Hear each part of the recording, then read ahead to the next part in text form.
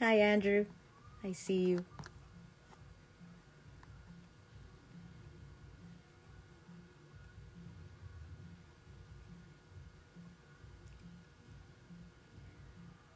Hahaha. I'll call you in a while. I'll I'll uh, I'll click on your request. A lot of people are already coming in. Or I think you can see the count, Andrew. Yes. So welcome everybody who's starting to join us at the Society of Canadian Artists here. 2 minutes before 7, and I see so many people already have joined. It's a very interesting topic we're going to have tonight, and I'm just so excited to see everybody. We're going to have a wonderful, wonderful guest, Andrew Cheddie Sookrah, who is our resident mentor for elected membership applicants who need help and need advice. He's the guy to go to. And we will answer some questions if you have, and you put them on the comment below. And at 7 o'clock, I'll introduce Andrew to everybody, and we can get started.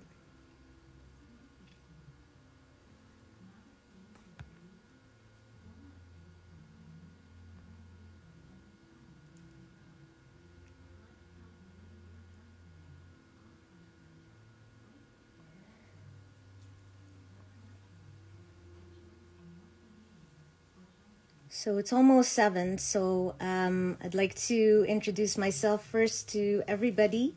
My name is Marissa Sweet. I am the president of the Society of Canadian Artists. And tonight we will be talking all about the elected membership status and the elected membership application, which always gets a lot of interest and questions. And so I'm so honored to have as our guest tonight Andrew Cheddie Sookrah, who is an honorary member of the Society of Canadian Artists, or SCA, as you know, and a resident mentor for artists considering applying for elected status with the association. So just a brief bio on Andrew, because his accomplishments and CV is so long. So because of time, I would like to introduce Andrew to all of you in a sort of condensed way. Andrew is a Toronto-based painter, sculptor, and fine art instructor. He is really free with his brushwork, and is confident and very powerful. His strengths can be seen in his strong sense of design and exquisite use of effective composition, confident presentation of bold colors, and his figurative and portraiture work. In his figure and portraiture work, he captures the essence of the human spirit. Andrew was born in Guyana. I won't give the year. And in Georgetown, he attended Queens College and was recognized for his artistic expression from a very early age, having won the school's art prize in 1971. At 16, Andrew started working as a designer and illustrator at Ace Advertisers in Guyana, Georgetown, Guyana, and quickly moved into the role as company art director. In 1974, Andrew immigrated to Canada and attended multidisciplinary continuing education programs at the OCA, or Ontario College of Art, George Brown College, and Ryerson University. In the beginnings, in design and illustration, he opened a life of parallel passions. While continuing to paint and carve out his artistic existence, Andrew involved himself in advertising and opened Engine Room Creative, a successful design development studio an advertising and marketing agency in Toronto. As a creative director of Engine Room, he has worked on provincial and national campaigns as well as international campaigns in the UK and the USA. Andrew is an active member of the Arts and Letters Club of Toronto for 24 years. Andrew also serves many terms on the club's art committee and also served a good many years with the SCA, and was convener of the third floor figurative painting sessions for 9 years. Andrew also donates his work to various charitable auctions and foundations, including Reach, Gilda's Club, Creative Art Gems Auction, Kids Sport Canada, and Roseneath Foundation. Andrew was also a sponsor for the Student Drawing Award at the Toronto Outdoor Art Exhibition at the City Hall for several years. His work is in corporate and private collections in Canada and in the USA. So I'm going to try and see if I still remember how to do this live here and get Andrew to join in. And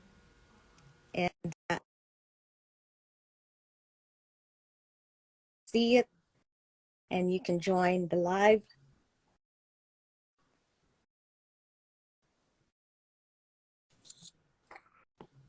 There you are.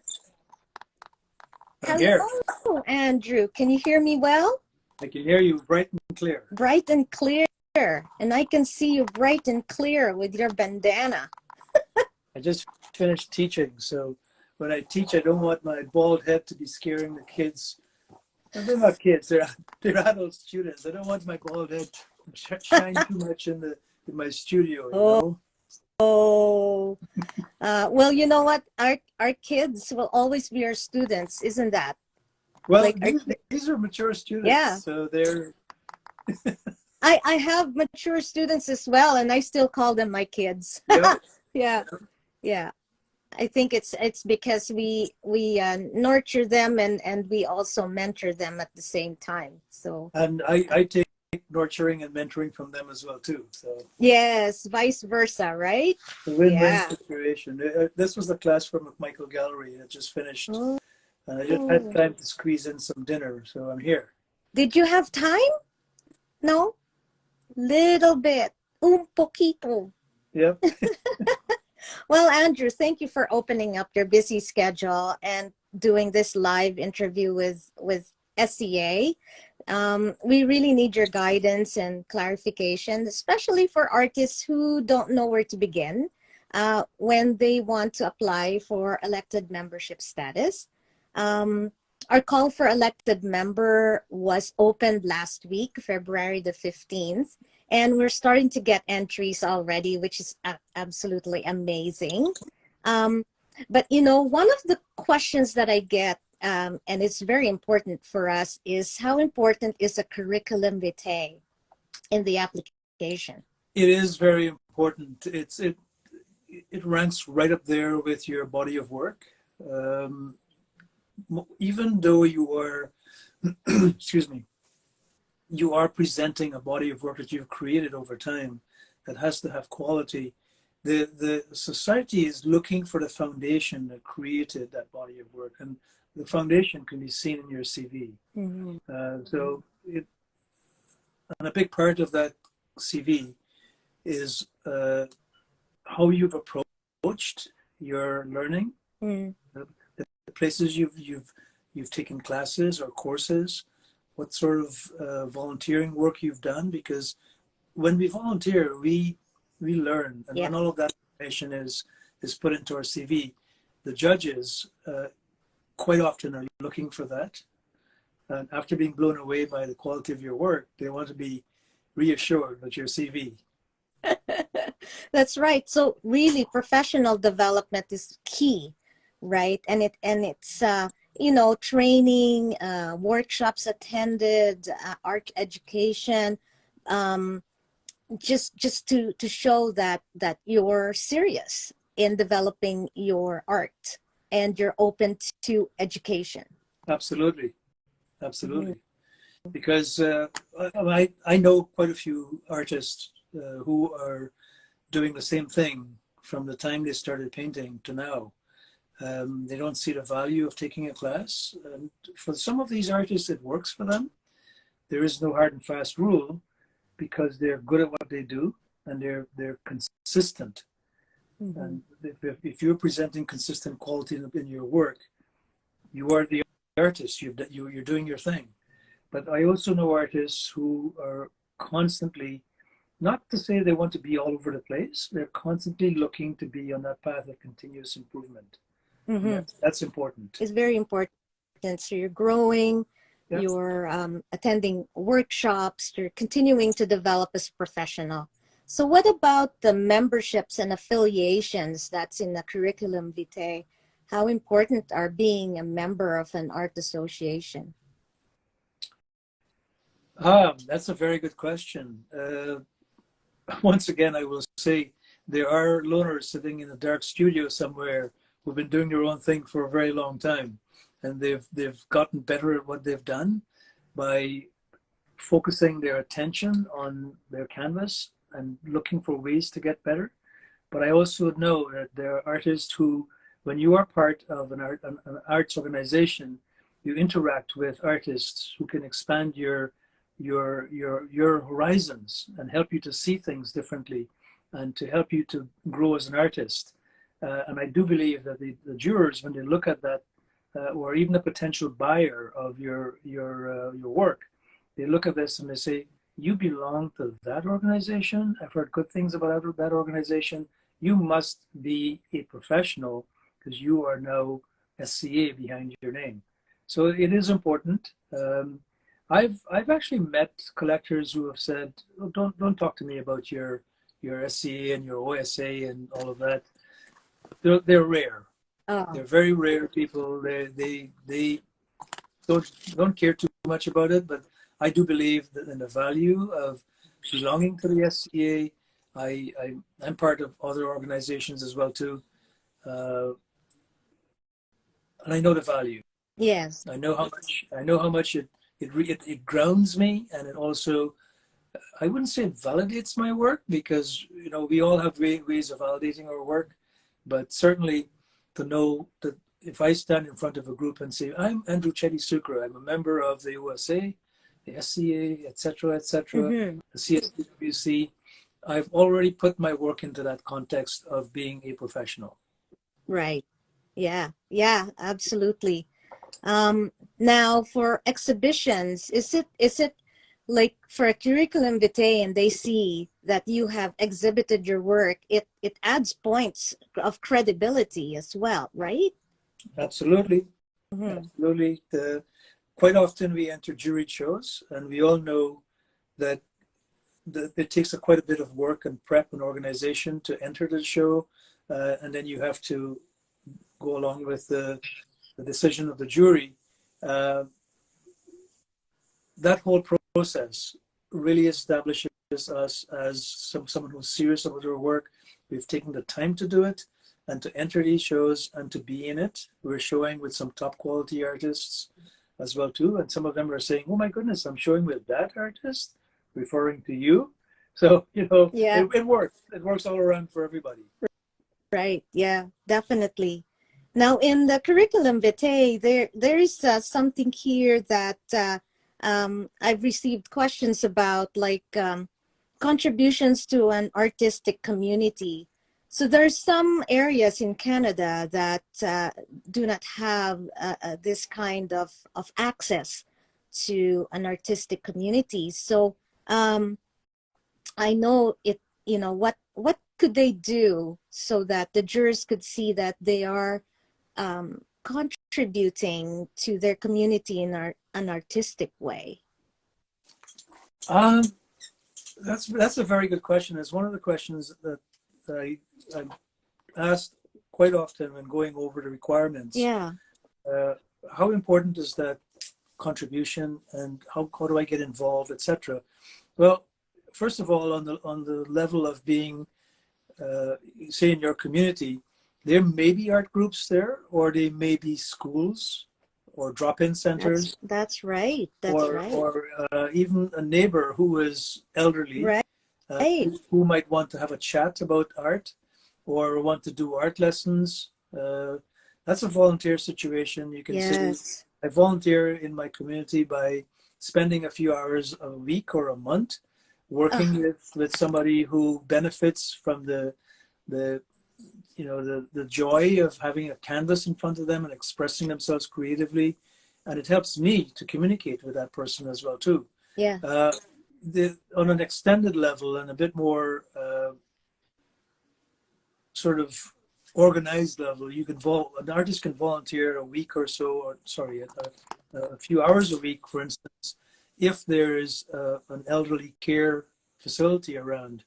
Um, it's a bit tricky these days with all of the diseases, like COVID, Of etc. course. You Of don't want to be course. very careful with that, Yeah. especially going into that type of a facility. But you could always reach out to them and say, yeah, I can come in and paint for a few hours Yeah. with these people. It helps. Yeah, that's a really good way to contribute to a community in an artistic way. Yeah, great, great. Just volunteering. Wow, And that's amazing. start in your village. Start in the village. Start in the neighborhood, right? Yeah. Yeah. Um, Now, for in the curriculum vitae, it also asks for a brief statement on reasons for applying for elected membership and how they heard about the Society of Canadian Artists. So the motivation, what motivated them to join, becoming a member of the SCA. So what do you think the SCA is, and why do you think they would be motivated to join? Well, the SCA in my mind is look. I belong to the other guys as well too. Yes. I saw some names there just now. There's some people who are members of the other Yeah. organizations. So listen, I honestly believe that this is one of the most forward-thinking, uh, committed arts organizations in nationally, and I've been involved with the SCA to run exhibitions both nationally and internationally. I've traveled quite a bit. I've met artists from different arts organizations. This is the one that I would say it's consistently dedicated and supportive of the artists who are members, the shows that are put on, the volunteers. If you take a look, and I'll mention some names here. Look, Josie Britton. When Yes. when she was in charge, I worked with her. I got very little work done because I was in awe watching her doing her thing, and I was just mesmerized. And who can work when you're mesmerized with people around you doing remarkable things? So this organization is one that is rich in that type of contribution from its members. The quality of work is nonpareil. It's these guys. The names are there. You can go through the roster. Yes. Uh, the prizes that are given out for shows every year, nationally, internationally, it's fascinating. Look, the quality is so fascinating and so high that, and I don't want to rank myself up there with anybody. I've been rejected from some of these shows, but this is the way it goes. The Yes. quality is one. It changes from year to year, but it keeps getting better. And this organization is the one that I would say I'm just very proud to be a part of it. Oh, me too. Definitely. Thank you, Andrew. That's a great explanation. You actually touched on something that I get a lot of, again, I get a lot of comments and emails on, that they get really affected when they don't get into the juried show. So what would you like to share to artists who get rejected from juried shows, and how would you like to encourage them to not give up on it? Okay, that's a hard one for me. And I'll tell you why it's a hard one for me. I've had my share of rejection, and I am the king of pout. I pout for weeks on end when I get rejected from shows. Yeah. Organizations who say, "Sorry, we've taken a look at your work, and no, we." Anyway, I have friends who have counseled me at great length, and the simple thing that comes through from them, which I've adopted and I would pass on to everybody, is do not take it personally. Right. Do not take it personally. There's possibly a reason why this is happening. There's perhaps a need for me to get better at something that I think I'm good at, and I will look to see what that is, get better at it, and come back again stronger than before. Or just simply say that the jury this year just did not see things my way. Right. And tomorrow is going to be another day. I will pout until midday tomorrow, and then the afternoon tomorrow I will rejoin or reapply. Okay? I did not know that you're a pouter. Oh, I am the king. And I would say don't take it personally. I actually do tell myself that every morning. Every Dear morning. God, please don't let me take this personally. Please. Yes. Yes. Very good.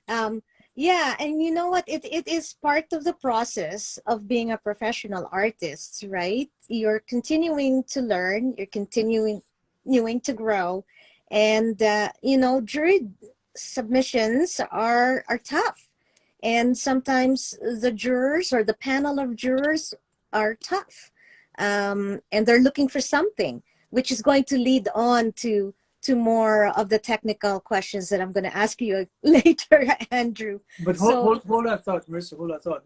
When we apply, or actually when we put paint onto canvas, or we form a piece of clay, or we carve a piece of wood, or whatever it is that we do, we are pouring our heart and soul into that endeavor. Yes. And for someone to come along and say it's not good enough, we take it personally. It cuts right to the heart. Yes.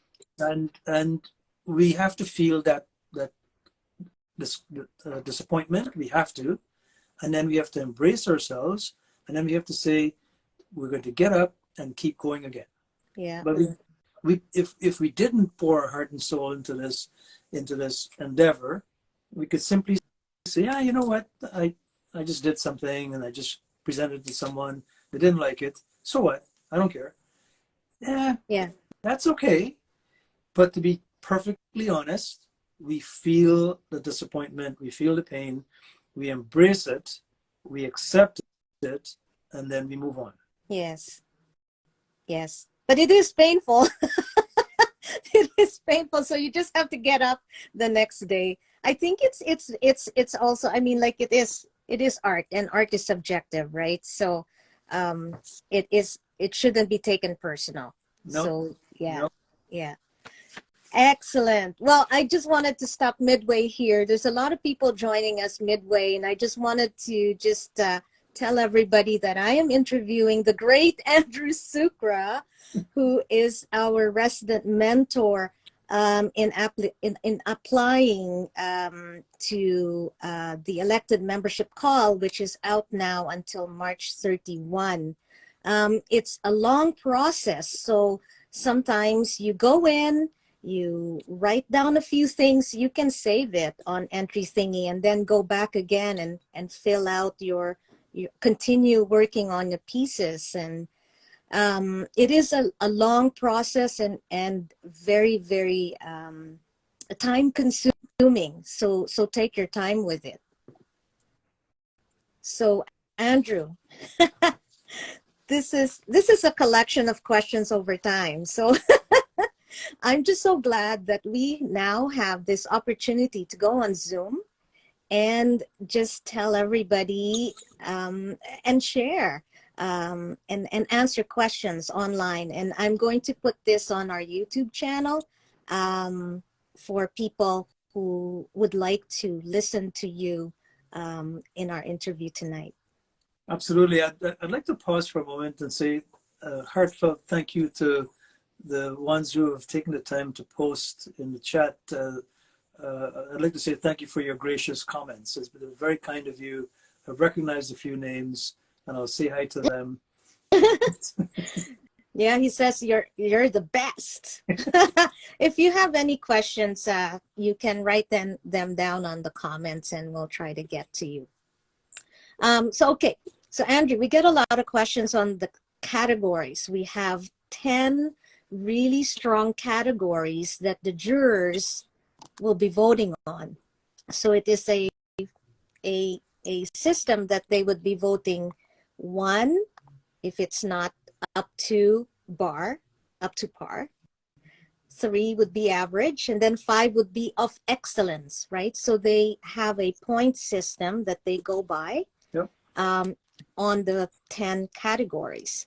So I'd like to discuss just briefly the 10 categories so people understand what are we, or what are the jurors looking for.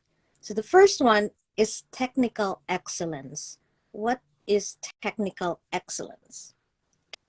Technical excellence. It is the way an artist expresses themselves in their medium of choice. And there is the point of entry, which is if you're working with, say, acrylics, and they've picked up a brush and they've dabbed it into a pool of paint and then splashed it onto a canvas, whether representational or abstracted, and they have shown that their repertoire of brushstrokes is limited. Their understanding of color is cursory. Their sense of composition is something you could talk to. They probably spoke to their neighbor about. That is the point of entry. So then you go beyond that. The artist who has studied their brushstrokes, right, who's now, this is all under technical expertise. A brushstroke is so varied, yet people have a repertoire of 2 brushstrokes. Yeah. And their understanding of color, they have a color wheel beside them. They can play by the book. Right.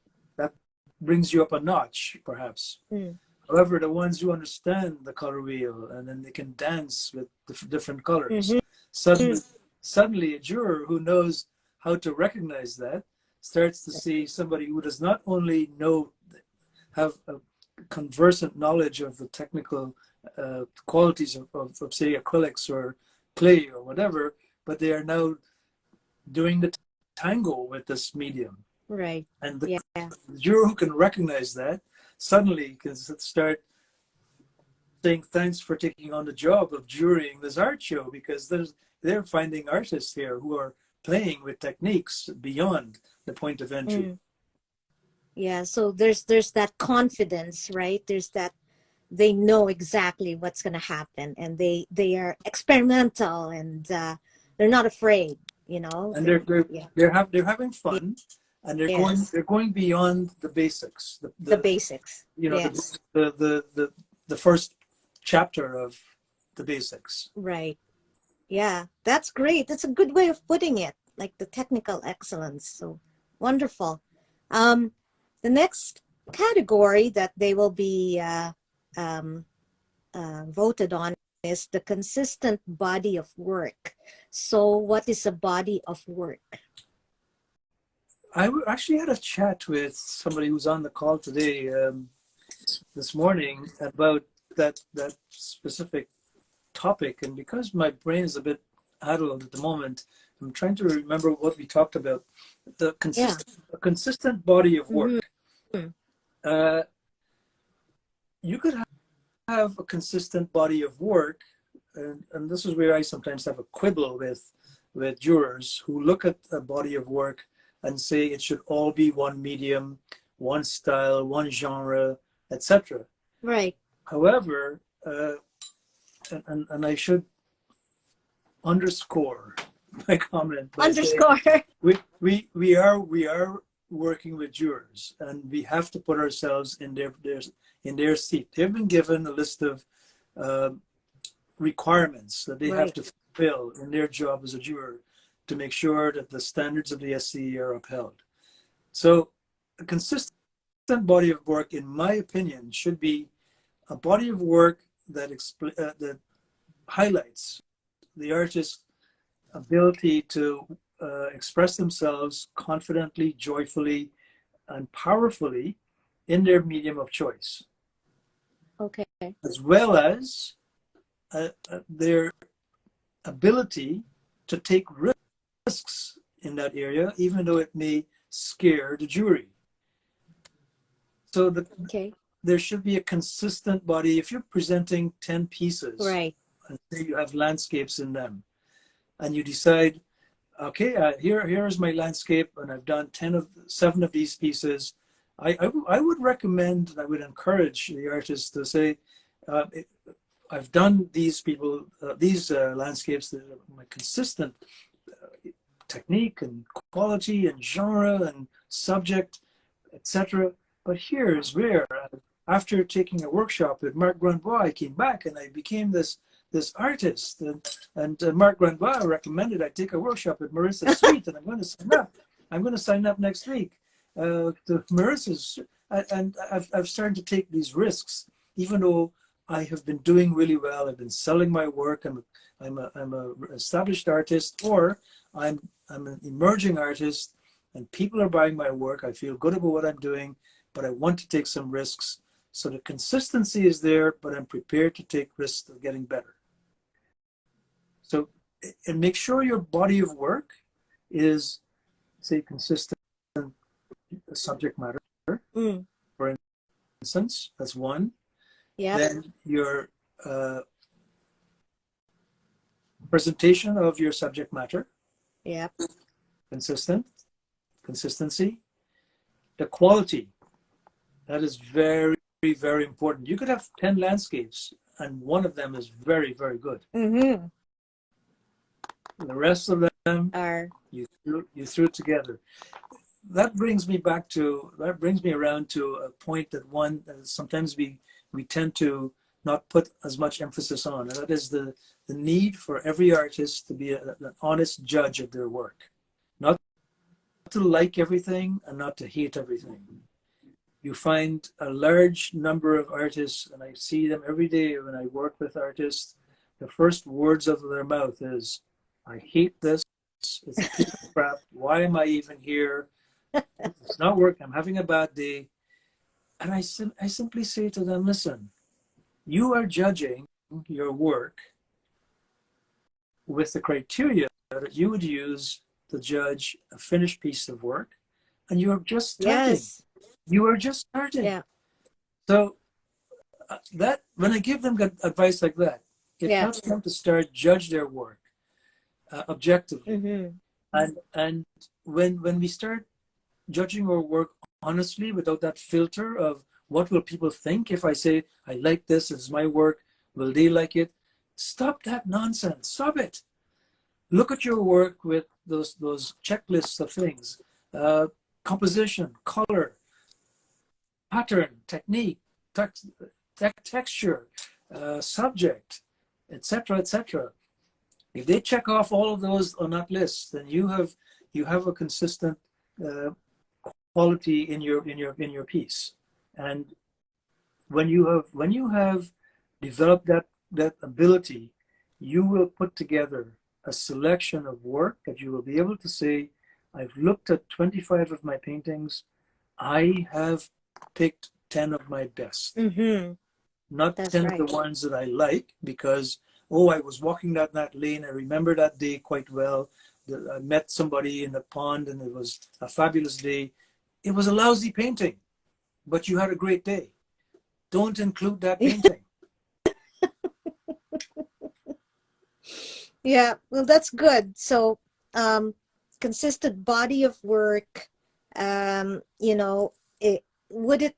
let's say, does it have to be in a series? So let's say, I went to France this week. On vacation. So I'm only going to do all my landscapes based on France. That is not really what you call a body of work, right? No, and That's just a series. I would say a juror who considers that to be a body of work ought to be taken out into a field and flogged. I'm not an advocate for brutality, but I think a juror needs to think for themselves, and they need to think about what that artist should be able to do. Do you want someone to sit in a field in France and paint for the rest of their lives? Or do you want them to experiment and paint in a field in Algonquin Park or a downtown street scene in Toronto? We want artists to take risks and expand their horizons. So I think it's limiting to tell an artist you should pick 16 paintings from the time you visited France and present them to us. But we're capable of thinking, no, damn it, no. Oh, wow. Thank you so much. That was quite emotional. Heartfelt. Emotional. Okay. So let's moving along. In the categories, we're at number 4 now. Design and composition. So how could we clarify what is design and what is composition to artists? Good. An excellent question once again. You have come up with some excellent list of questions here. Can I borrow those from you sometime? Okay, let's start with composition. Composition is the collective of everything that is on your canvas at the time when you've decided you're going to paint this scene. Your composition is everything that is you're going to put on that scene. It's a list of things. You have a bench over here. You have someone sitting over there, or so you have a bench. You have someone sitting, a background, midground, foreground, etc., etc. Now you start designing it. Where do you place these things? Where do you put this? What is the balance? How is this going to work next to that? And at the end of the day, dear Marissa, there has to be a sense of interconnectivity in your design. So your composition is your collection of things. Your design is where you've placed them, and you've underscored that whole thing, that whole business, with your sense of interconnectivity. Yeah. So it has to harmonize as well. And then there has to be some sort of focal point. Yep. So that people know what you're trying to say. Yeah. Nice. Very good. Number 5 seems to be quite self-explanatory because it's color value and contrast. So the jurors will look at all these pieces and take a look at, values. Have they done color? Are they good with their coloring? In their color theory, and is there contrast between light and dark? Can you explain more about color value and contrast, Andrew, as a juror yourself? Right. So color is, of course, the color, and then there's value, and then there's hue.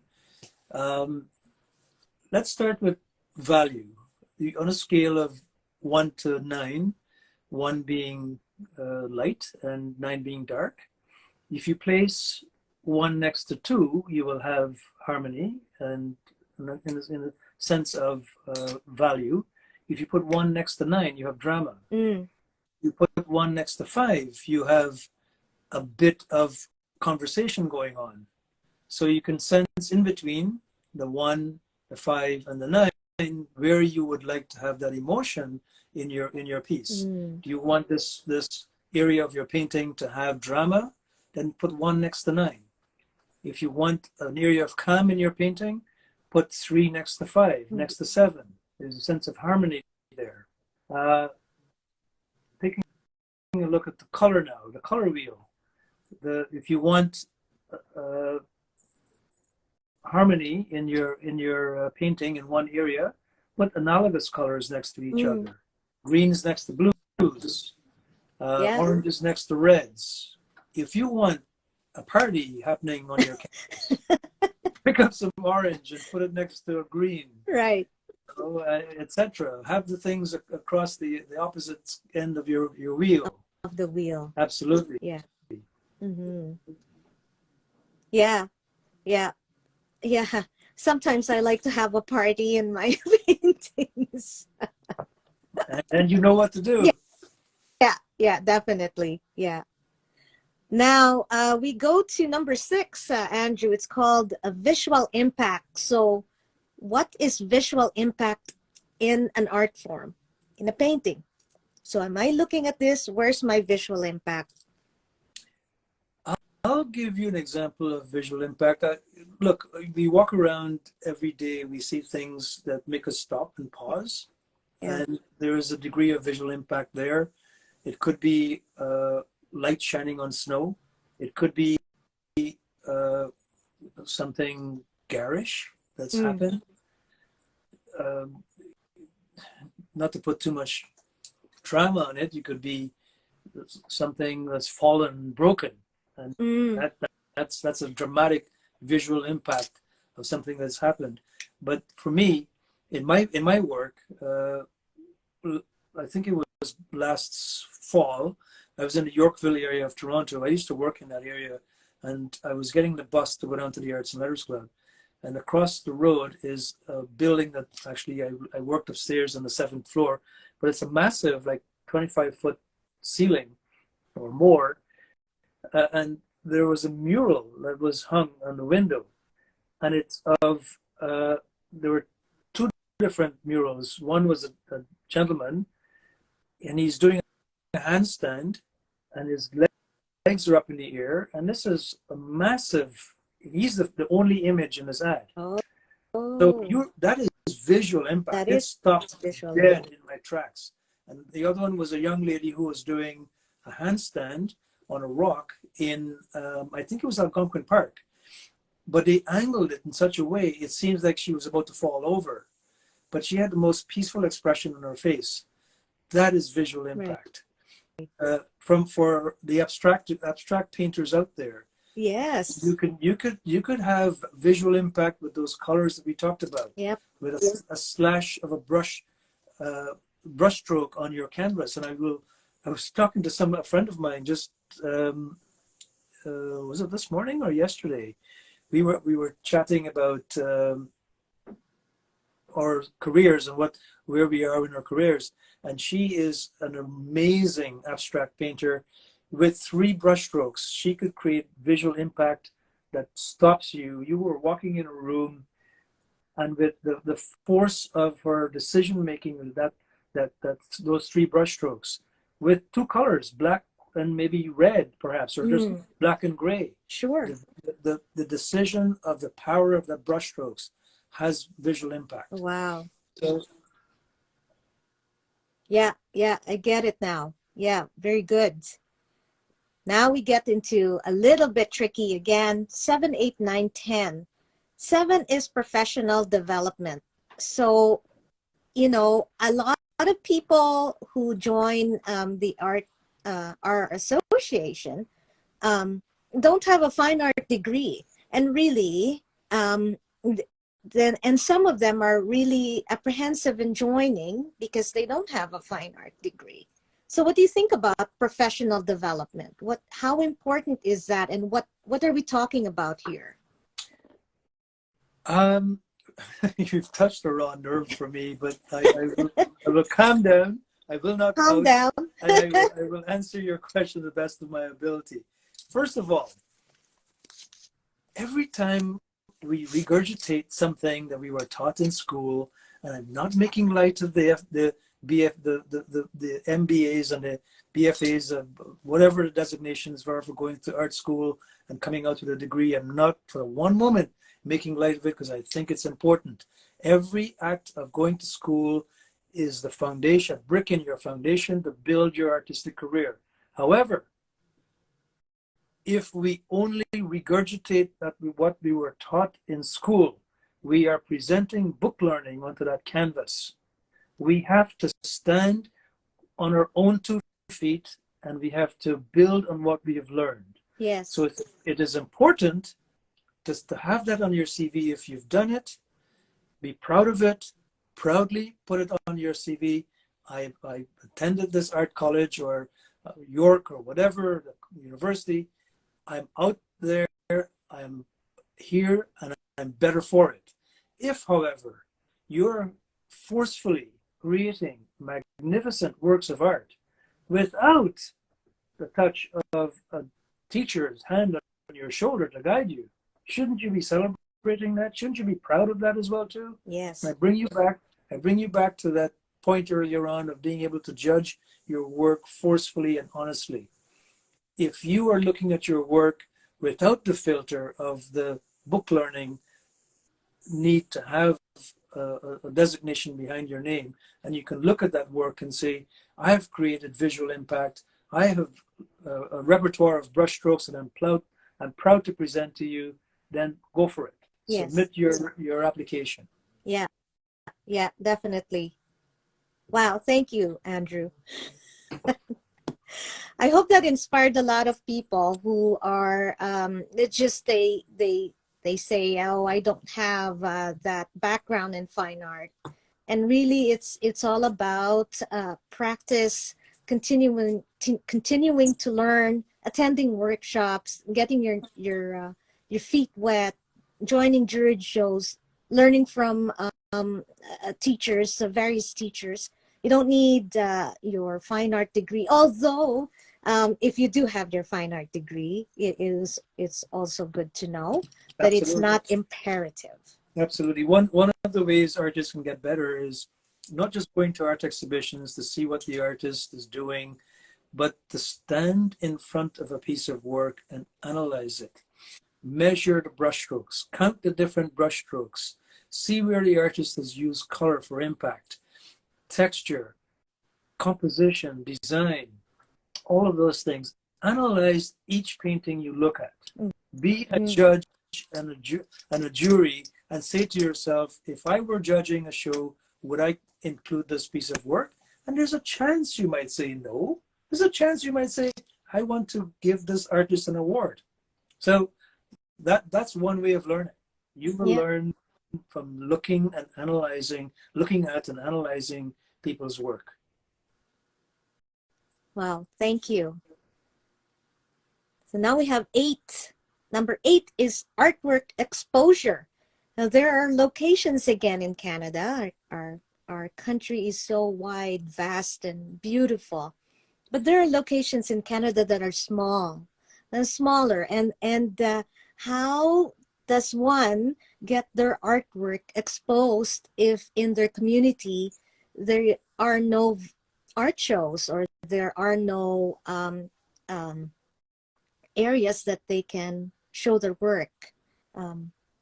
What do you think you could recommend? Yeah, so I would recommend that they approach cafes, the library, and say, look, do you have a few wall spaces that I can put my work up? A lot of these places are happy to have artists put their work, and some of them say, we're not going to take commission. What you sell, you get. And some say, we need a commission. Totally fine. Do not ever begrudge someone taking a commission if you're using their wall space. Yes. They're paying rent. So if you need to help them, by all means, put some cash in their hand if you sell a piece. I would suggest that you stay away. I would suggest artists stay away from the ones who require you rent the space. Give some thought to it. If you can afford it, by all means do it. If you've got a budget for promotion and you want to rent a space for a week, a month, or whatever, and you can afford it, do it. You're going to get some exposure. But look for places that will give you the opportunity to put up a handful of your work. Or you might even take over the entire cafe and say, I have this. I would caution you to make sure your work is framed, that it's presented in a professional way. Someone's having a coffee and they're looking at your piece. They're not just looking at the beautiful landscape. They're looking at the way the painting was presented. And quite often a beautiful painting done and the sides were not finished and the edges were not properly done. The canvas is a little bit tatty around the edges. You know what I'm talking about. Yes. Make sure it looks professional. I will let the artists remind them, I'm pretty sure everybody knows this, every piece that you create and you put out to the public is an installment in the building of your brand. It is representing you. Right. Would you like this artist, this artwork, this piece of art, to say to somebody who just walked into the room, hey, I'm Marissa Sweet, come over here, let's have a chat. In the meantime, you know, my brushstrokes are not finished and the edges are not clean and the that's not you, by the way. If a painting says to me, come over here and says, hey, I'm Marissa Sweet, come over here, we have a chat. It'll be nicely finished. It's a beautifully done painting. Make sure that it's supportive of your brand is all I'm saying. Yes, yeah. Very good. I like that, because a lot of artists go, oh, we don't have galleries. Our town is so small. But I like that you opened up that, you know, just putting up your artwork in a cafe, or maybe a library, or some schools that have areas that they can allow artwork to be displayed, then that'll be accounted for in your application to the elected members. Yep, Right? absolutely. That And you could do a pop-up show on your lawn or your neighbor's lawn with their permission, that's right. of course. But find a spot. I would say if you're using a public space, make sure you get permission from the city or your town, wherever the village that you are in, wherever you are, that you're putting up work, and make sure that you have somebody else there with you to help you. Because if somebody's talking to you, they're trying to buy a piece, whatever, and there's a crowd milling around, you never know, something's going to go missing. You're trying not to do this on your own. But I mean, we've had street garage sales here on my street, and I've put work out, and I've sold work from there, because we have a crowd, and they're in a relaxed mood, and they say, oh, look, that's some fabulous work. You only want 25 cents for it? You're funny, Andrew. Okay, we're close to the end here. So number 9, recognition and accomplishments. So, you know, what are you looking for? Like, what are the jurors looking for in terms of recognition? What if they didn't win an award? First of all, if you've won an award, be proud of it. Yes, but what if they didn't? If you didn't, be proud of your work. Your day will come. Your day of being touched by the hand of the unseen on that shoulder. You'll feel it one day, and you will know that your work has been recognized and anointed. Not everybody's going to win an award, but you never know. Lightning does strike in most unexpected places, and sometimes inexpected places. If you see in Tower, lightning is going to strike there. But you could be walking down the street one day and someone looks at your work and says, you know, that should be in an art show somewhere. And you put it in and you get an award. So they're important. It's also important to know that you don't necessarily have to live by awards only. Be proud of what you do. Yeah. So let's say, okay, applicant number 1 has never won an award. How are they going to get some points in this category for recognition? Where can they find that recognition in That's a very, let's say they don't have an art show too. So that's a very good question. I don't think that question should be weighted highly. It shouldn't be something that would sink an application, because there are people who are fabulous painters and artists who have not happened to be in the same room as someone who's giving out an award. So I wouldn't get too fussed up about it. Okay. Yeah. So all right. I like that. Number 10, last, contributions to art community, which you have touched already. But maybe you can just reiterate what you said earlier. How can one contribute to an art community? Well, or let's say just the community? First of all, I'll come back to I don't mean to beat up on jurors, but if we find a juror who can think for themselves, even though they're being asked for contributions in a volunteer capacity in the art community, if as a juror I look at the CV and I see someone in their business, they were working in a business, for instance, Sure. or wherever they were working. Yeah. But they found the time to spend a couple of hours a week or a month at the food Right. bank, and they were volunteering there, or they volunteer on their street. Yeah. They spend time with the elderly or whatever.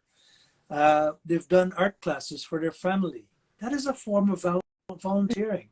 And the juror who's thinking for himself or herself will say, this person has in them the capacity to see the greater good by supporting the community. And if they're part of the SCA, it'll be a perfect fit for us if we need a volunteer to call on this person. Right. Yeah. Yeah. Yeah. Yeah. Perfect. That is absolutely wonderful, Andrew. You answered all 10 questions, and I'm just reading some of the comments here. And from Lynn here, she goes, can't believe how many of my questions you have answered entirely already. So it's been so informative, Andrew. I get 2 claps here from people. Yes. So you answered everything that we get all the time. And now we get, I just want to get everybody to back on track that we do have the call for the elected membership ongoing now until March 31. And then it'll take a few weeks for it to be adjudicated. Yep. Is that right? Yep. Yeah. And so what can you say, just because, maybe 2 minutes before we log out, because Instagram only wants 1 hour here. What do you think about AI and how it's influencing artwork right now? Artificial intelligence. First of all, there's going to be some need for us to accept this shift in thinking. And I draw attention to the reactions of the people who were weavers when the weaving machine came out. They thought that the world was going to end. And quite frankly, I feel that this new technology can mean certain things for some people, and for me as well too. But at the end of the day, as human beings, we are all adaptable and we will change. We are faced with something that we were not faced with before, and we will adapt to it, and we will change, and we will adopt it as we are adapting, and we are going to use it to the best of our advantage. There's nothing to say that we can't, as artists who put paints onto a canvas, that we can't do some expressions by getting our own AI form of expression and doing it ourselves, and using it, incorporating it into our art. Yeah, I mean that is still a subject for debate, isn't it, Andrew? Absolutely. AI is so very new, and it is definitely another a wave, and it's not just digital art. It's more than it, especially because now you can command paint a bouquet of flowers in the style of Van Gogh, and then there it is in probably not even 10 minutes.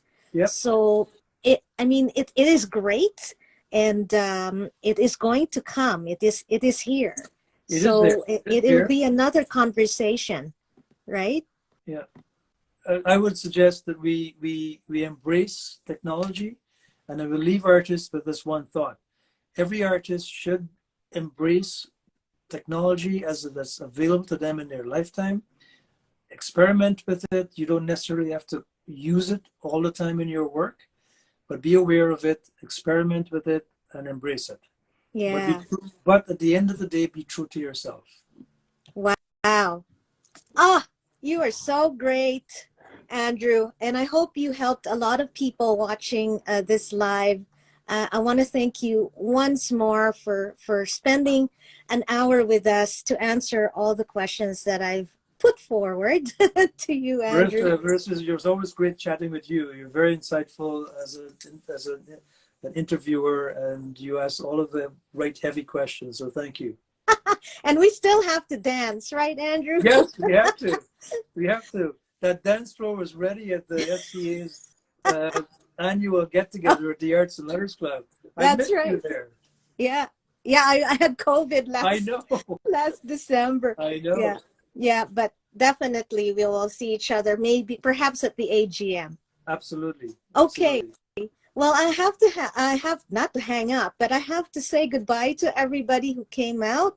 Thank you, Andrew. Again, this is going to be on our Instagram for those who want to see the replay. It's very highly informative. Thank you so much for all your advice and guidance. Thank you, Andrew. Thank you for inviting me. Thank you guys for taking the time to be here. It was like I couldn't see anybody, but I saw some great comments. Thank you. Excellent. Thank you, everybody. Good night. Take care. Bye. Bye.